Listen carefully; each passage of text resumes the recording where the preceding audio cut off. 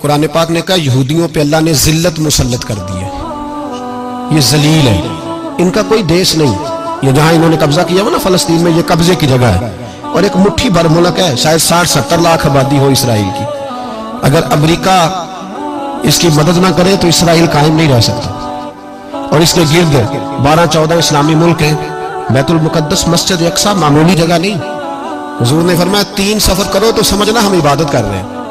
کون کون سے؟ فرمایا اگر بیت اللہ جاؤ تو عبادت سمجھ کے جانا، مسجد نبوی کی طرف جاؤ تو عبادت ہے، اور مسجد اقصیٰ کی طرف جاؤ تو یہ بھی عبادت ہے۔ اور فرمایا مسجد اقصیٰ میں جس نے ایک نماز پڑھی اسے 25,000 نمازوں کا ثواب ملے گا۔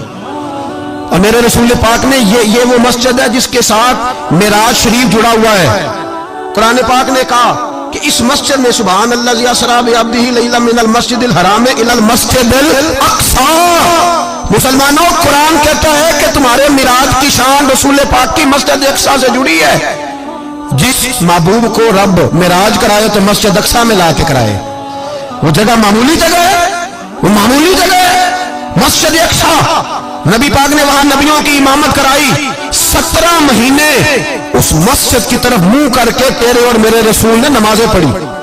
چھوٹی جگہ ہے، اور پوری دنیا کا مسلمان اسے چاہیے شرم سے گڑ جائے۔ ایک امریکہ کا صدر بول کے کہتا ہے کہ اسرائیل کو اجازت ہے اسے دارالحکومت بنائے، اور مسلمان حکمران بیان دے رہے ہیں ظالموں، لٹیروں، تم اپنی سیاستیں چمکانے کے لیے پہلے ایک دوسرے کو گالیاں دیتے ہو، پھر اکٹھے بیٹھ جاتے ہو نمبرنگ کرنے کے لیے۔ تم دین کے اس مسئلے میں سارے اکٹھے کیوں نہیں بیٹھے؟ سارے پاکستان کے سیاستدانوں کو، علماء اور مشائخ کو چاہیے تھا ایک پیج پہ اکٹھے ہوتے، اکٹھے بیٹھ کے ایک بیان ہی دے دیتے، ایک بات ہی کر دیتے۔ پھر میرا سلوٹ ہے ترکی کے صدر کو، پھر میرا سلوٹ ہے ترکی کے صدر کو۔ عجیب بات ہے نا کہ اس کے پاس ایٹمی طاقت آپ سے کمزور ہے، آپ کی تگڑی ہے۔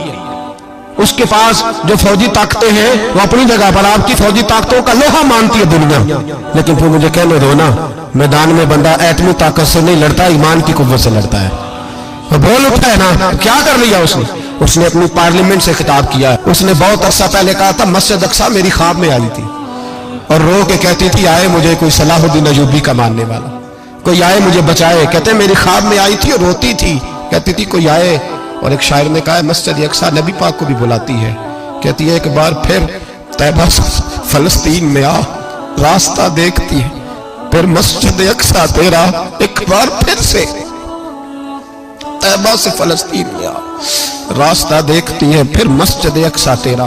کوئی بول رہا ہے نہیں اتنا مقدس مقام، چھوٹے چھوٹے بیانوں، کہیں اکٹھے ہو جاؤ، پیش کوئی کر رہا ہوں بڑی جلدی۔ اس امریکہ کو لوگ ٹوٹتا ہوا دیکھیں گے، اسے بکھرتا ہوا دیکھیں گے، اسے لرزتا ہوا دیکھیں گے، اس لیے کہ مقابلے رب رسول سے اتنے آسان نہیں۔